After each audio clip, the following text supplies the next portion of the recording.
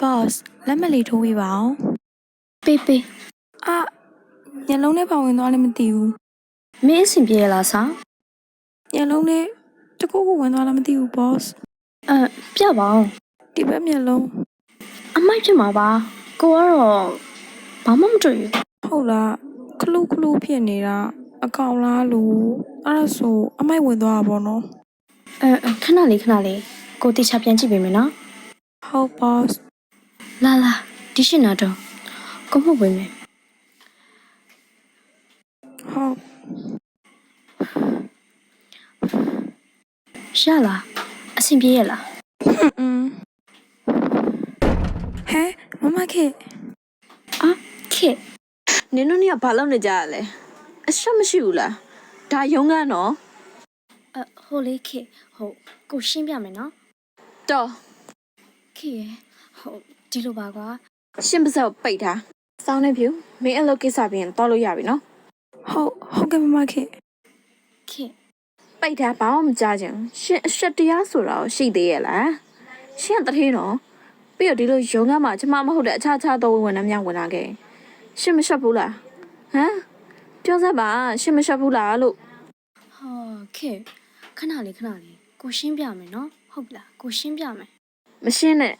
ရှင်းပါစောပိတ်ထားရှင်းပါဆက်ကအလိန်ညာရင်မနားထောင်ချင်တော့ကျမတော့ရှက်တယ်ရှင်းတော့မသိဘူး ခေတ် ဘာလဲ ကိုတောင်းမှမှာရယ်ကွာကိုရှင်းပြလေခဏလောက်ဖြစ်နားထောင်ပေးပါကွာနော်လို့ခေရကိုကျေးဇူးပြုပြီးရှင်းပြပြစီကွာ ကဲရှင်း ဒီလိုပါကွာစောင်းနေဖြူက project တစ်ခုအတွက်ကုန်ကြငွေစင်းကိုငွေထုတ်ယူဖို့လေကိုစီကဟိုပေါ့ခွင့်ပြုကြောင်လက်မလာထိုးရင်းနဲ့သူ့မျက်လုံးနဲ့အမိုက်ဝင်သွားလို့ကွာအဲ့ဒါ